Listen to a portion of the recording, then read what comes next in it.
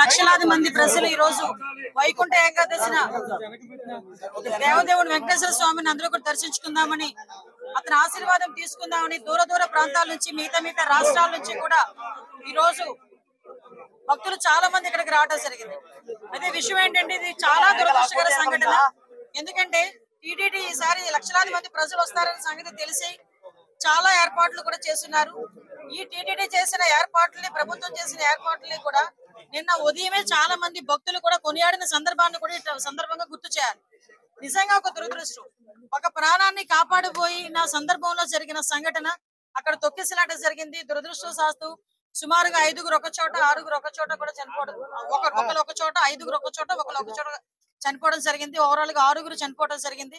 ఆ 6గురులోని కూడా ఎక్కువ మంది మన విశాఖపట్నం ప్రజలు వాసులు కూడా ఉండటం నిజంగా చాలా బాధాకరం. ఈ సంఘటన జరిగిన వెంటనే ఇమీడియట్ గా గౌరవ చంద్రబాబు నాయుడు గారు ముఖ్యమంత్రి వర్యులకి ఈ విషయం తెలియటం, వెంటనే హుటాహుటిని ఇక్కడ ఉన్న ఎస్పీ గారితోని, అదే విధంగా కలెక్టర్ గారితోని కూడా ఏం జరిగింది అని చెప్పి ఆరా తీసి ఇమీడియట్ గా టీటీడీ ఈవో అధికారులు అందరితో కూడా ఒక మీటింగ్ ఏర్పాటు చేసుకొని ఇమీడియట్ గా అక్కడ ఏం జరిగింది అన్న సంగతి కూడా తెలుసుకోవడం జరిగింది.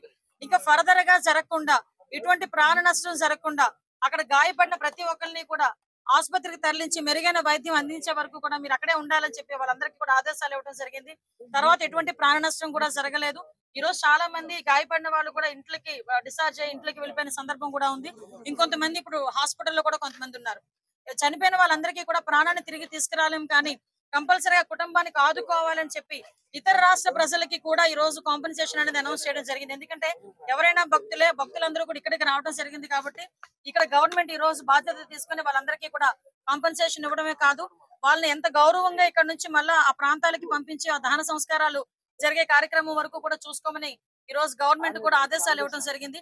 ఎవరైతే ఇందాక మీరు అన్నారు కొన్ని సమన్వయ లోపమా, లేకపోతే ఏదైనా పోలీస్ వైఫల్యమా, లేకపోతే అడ్మినిస్ట్రేషన్ వైఫల్యమా, ఏది అన్నది చాలా క్లియర్ గా సీసీ కెమెరాస్ ప్రతి చోట ఉన్నాయి. మీకు తెలుసు, ప్రతి చోట ఉన్న సీసీ కెమెరాలో ఏం జరిగింది అన్నది కూడా మేము అధ్యయనం చేసుకుంటాం. ప్రతి ఒక్కటి కూడా ఎంక్వైరీ జరుగుతుంది. ఇప్పటికే ఒక ప్రాథమిక నివేదిక అన్నది ఎస్పీ గారు, కలెక్టర్ గారు కలిపి ఈ రోజు ముఖ్యమంత్రి గారికి మాకు కూడా అందజేస్తున్నారు. బాధ్యులు ఎవరైనా కూడా బాధ్యతారహితంగా పనిచేస్తే వాళ్ళ మీద ఎట్టి పరిస్థితుల్లోనూ కూడా చర్యలు ఉంటాయి. కంపల్సరీగా ప్రభుత్వపరమైన చర్యలు ఉంటాయి. అందులో కూడా వెనకాడే పరిస్థితి లేదు. ఫర్దర్ గా ఎటువంటి సంఘటనలు జరగకుండా చూసుకునే బాధ్యత కూడా తీసుకుంటాం. ఎప్పుడు లేని విధంగా ఎప్పుడు ప్రతిసారి వస్తూనే ఉంటారు లక్షలాది మంది ప్రజలు. ఇంకొంచెం ఇంకా చాలా ఎక్కువ మంది వచ్చారు. దానికి తగ్గట్టుగానే ఈ రోజు అన్ని ఏర్పాట్లు కూడా చేసుకున్నాం. దయచేసి ప్రజలందరూ కూడా, ముఖ్యంగా ప్రతిపక్షాల వాళ్ళు, ప్రజలు అందరూ కూడా అర్థం చేసుకోవాల్సిన విషయం ఏంటంటే, ఇది ఒక దురదృష్టకరమైన యాక్సిడెంట్ సంఘటన జరిగింది. దీనికి ఫర్దర్ గా జరగకుండా బాధ్యత కూడా మేము గవర్నమెంట్ తీసుకుంటాం.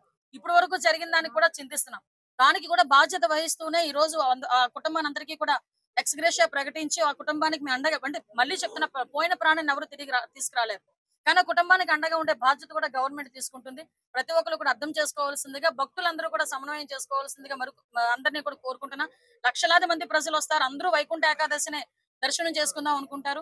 టీటీడీ కూడా ప్రకటించింది 9 రోజులు కూడా ఉత్తర ద్వార దర్శనం ఇస్తామని చెప్పి టీటీడీ కూడా ప్రకటించడం జరిగింది. ఆ నేపథ్యంలోనే ప్రజలందరికీ కూడా టోకెన్లు ఇవ్వాలని ఒక మంచి ఉద్దేశంతో పనిచేసిన ఒక చిన్న పొరపాటు అయితే, దురదృష్టకర సంఘటన ఇది, యాక్సిడెంట్ ఇది. కాబట్టి ప్రజలందరూ కూడా అర్థం చేసుకోవాల్సిందిగా కోరుకుంటున్నాం. మీకు చెప్పానండి, ఎవ్రీ వేర్ మేము సీసీ కెమెరాస్ ఏర్పాటు చేసుకుని ప్రతి ఒక్క కూడా వైఎస్ రికగ్నిషన్ గానీ, వాళ్ళకి టోకెన్స్ ఇష్యూ చేయడం కానీ ప్రతి ఒక్కటి చాలా పక్కాగా చేశాం. ఎక్కడైనా కుట్ర కోణం ఉందని ఆ కోణంలో కూడా మేము కూడా దర్యాప్తు చేస్తున్నాం. ఏదైనా కుట్ర కోణం ఉందా, లేకపోతే బై యాక్సిడెంట్ జరిగిందా, ఇప్పుడు ఇమీడియట్ గా మేము కుట్ర కోణం ఉందని మేము మాట్లాడకూడదు, మా దగ్గర ఆధారాలు లేకుండా మేము మాట్లాడకూడదు. కాబట్టి ఒక ప్రాథమిక నివేదిక వచ్చింది. దీని మీద పూర్తి స్థాయిలో దర్యాప్తు జరపమని గౌరవ ముఖ్యమంత్రి గారు కూడా ఆదేశాలు ఇవ్వడం జరిగింది. దీని మీద మనం అబ్జర్వ్ చేసుకుంటే తిరుపతి అంశం అనేసరికి చాలా సెన్సిటివ్ అంశం. కాబట్టి దేశంలో ఉన్న ప్రధానమంత్రుల నుంచి ప్రతి ఒక్కరు కూడా ఈ రోజు మిగతా రాష్ట్ర ముఖ్యమంత్రులు కూడా స్పందించారు. కాబట్టి చాలా సెన్సిటివ్ ఇష్యూ. కాబట్టి ఏది పడితే అది మాట్లాడకూడదు. మా చేతులకి పూర్తి నివేదిక వచ్చిన తర్వాత డెఫినెట్ గా బాధ్యులు ఎవరైతే ఉన్నారో వాళ్ళందరి మీద చర్యలు తీసుకుని పడితే అందులో వెనుకడే ప్రసక్తి లేదు. భక్తులు శ్రేయసే ముఖ్యంగా మేము పనిచేస్తున్నాం.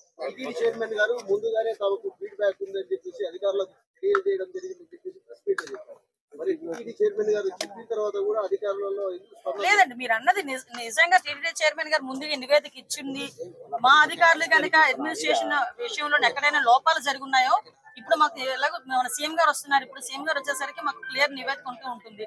నిజంగా అలాంటి పరిస్థితులు ఏమైనా ఉన్నాయి, ఎవరైనా ఏ స్థాయిలో వ్యక్తి అయినా కూడా అతని మీద చర్యలు తీసుకోవడానికి ఎక్కడ కూడా వెనుకాడం.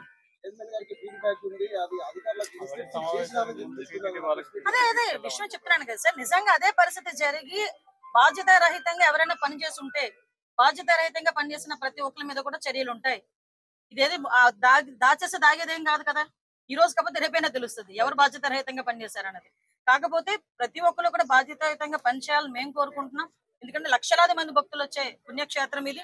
దయచేసి అటువంటి బాధ్యత రహితంగా పనిచేసిన ఏ స్థాయి వ్యక్తిని కూడా, అది కింద స్థాయి వ్యక్తి, పై స్థాయి వ్యక్తి, ఏ స్థాయి వ్యక్తిని కూడా వదిలిపెట్టే ప్రసక్తి లేదు.